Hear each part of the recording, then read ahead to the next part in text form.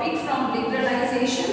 Liberalization in Hindi we call it उदार, यानी बहुत मिनिमम और नॉर्मल वे में. Then what are the trade barriers? Role of WTO, World Trade Organization, special economic zone, and in short we call it SEZ. Then impact of globalization. In this I will explain you the positive and negative impact of globalization, and the last topic of the chapter is the struggle for a fair globalization in the video. Yes, let us start the second topic of this chapter, liberalization. Liberalization in Hindi we call it as उदार. उदार माने बहुत ही sober सी simple सी नीतियां जिसको बोलना चाहिए, क्योंकि जैसे आपने देखा कि Chinese toys sold in India, अगर उसमें इंपोर्ट्स पे उसके टैक्स लगाती इंडियन गवर्नमेंट तो it is not possible for any country to move from one place to another और मेकिंग ट्रेड बिजनेस. अब उसके लिए हमारी गवर्नमेंट ने not only our country, in all the countries liberalisation of foreign trade start हो चुका है. एक इसमें वर्ड आता है trade barrier. Trade barrier means tax on imports. It is called a barrier because some restrictions has been set up. Governments can use trade barriers to increase or decrease foreign trade. It means अगर उन्हें foreign trade को बढ़ाना है तो tax barrier को हटा देंगे, और अगर उन्हें इंपोर्ट कम करना है तो टैक्स बैरियर्स लगा देंगे. For example in a country starting around 1991 हमारे यहाँ चेंजेस हुए हैं कि अब हम धीरे धीरे ट्रेड बैरियर्स को हटाएंगे, क्योंकि उससे पहले we are not free, we are under the when we were under the control of Britishers. तो हमारे पास जब आज़ाद हुए तो डेवलपमेंट के लिए कुछ नहीं था, तब उस समय ये रखा गया कि ट्रेड बैरियर्स को लगाया जाए. फिर लेकिन बाद में इसको 1991 के बाद धीरे धीरे हटाया गया. हटाने के पीछे कारण क्या था? सो दैट कि Indian industry should also compete with foreign industries. Removing barriers. Now the definition of liberalization. Removing barriers or restrictions set up by the government is known as liberalization. Now the topic is World Trade Organization. It is a part of UN. World Trade Organization is one such organization whose aim is to liberalize international trade, and its aim is to develop countries. It established rules regarding international trade and sees that these rules are obeyed. Near about 164 countries of the world are currently members of the WTO.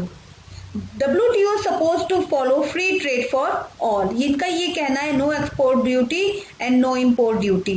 On the other hand, WTO rules have forced the developing countries to remove trade barriers. वो बार बार force कर रहे हैं trade barriers को कि countries को कि trade barriers को हटाया जाए. The next topic is impact of globalisation in India. Impact means Bharat पर ग्लोबलाइजेशन का क्या असर पड़ा. It globalisation and greater competition among producers both local and foreign producers has been as advantages to consumers. Advantage या merit कैसे है कि it increase the investment in India over the past 20 years, which means investing in India has been beneficial for them.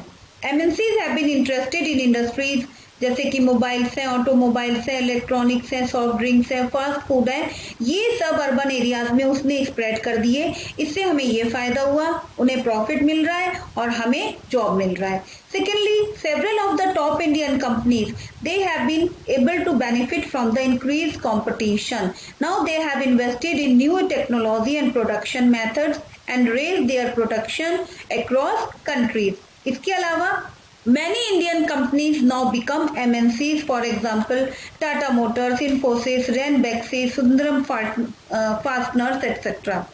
It also created new opportunities for companies providing services, particularly those involving information technology. The topic is a special economic zone, and it means a step to attract foreign investment. In short, we also call SEZ. अब इसमें क्या है, India में जो companies foreign companies they invest money in India, industrial zones called special economic zones are being set up. Cities are to have world class facilities. Government उनको electricity, water, roads, transport, storage, recreation and many more along with education facilities देती है। अब इसमें government ने एक और काम कर दिया, they allowed flexibility in the labour laws. That means कि उनकी मर्जी है, उनके साथ कोई कंपल्शन नहीं है कि वो लेबर को हायर करेंगे, डेली बेसिस पे करें, उसको बीच में हटाएं, तो that is allowed for them. तो इससे क्या हो रहा है, ये किस लिए किया जा रहा है, ये जिससे कि to reduce the cost of labour for the company. However, लेकिन उसके बाद भी फॉरेन कंपनीज की डिमांड्स और भी हैं कि लेबर लॉज को और लिबरलाइज किया जाए, जिससे कि उनको मोर एंड मोर प्रॉफिट मिले। Now we start the topic demerits. देखिए, ग्लोबलाइजेशन के फायदे भी हैं तो उसके नुकसान भी हैं।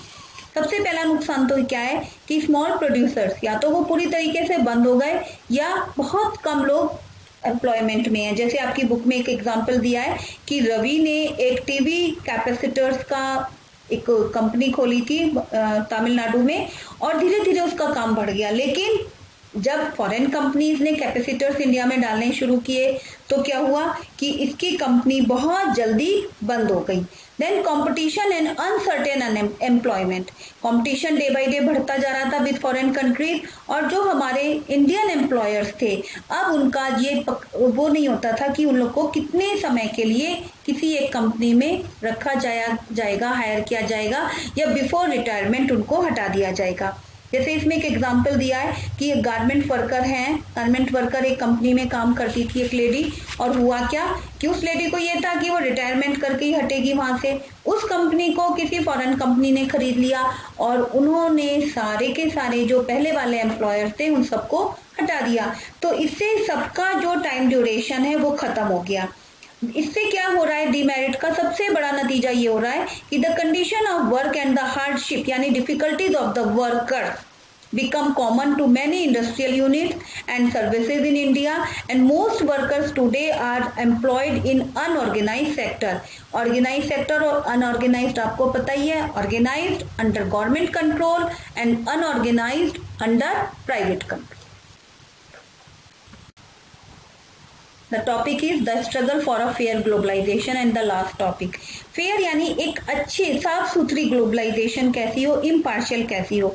जितने भी हमने आपको पहले एग्जांपल्स दिए हैं, है ना, उसमें ये है कि ग्लोबलाइजेशन फेवर में भी और अनफेवर में भी है।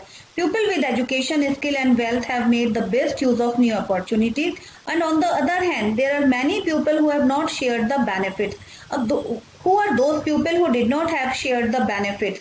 दे आर बेटे unemployed, poor section, daily workers. तो इनके लिए बड़ी प्रॉब्लम है, और इसमें फेयर बनाने के लिए government had to play a major role in making this possible. Its policies, it means government policies must protect the interest not only of the rich and powerful but all the people in the country. The labor law should be properly implemented and the workers get their rights. Government can also support small producers to improve their performance till the time they become strong enough to compete. And if it is necessary, the government can use trade and investment barriers and can negotiate at the WTO for fair rules.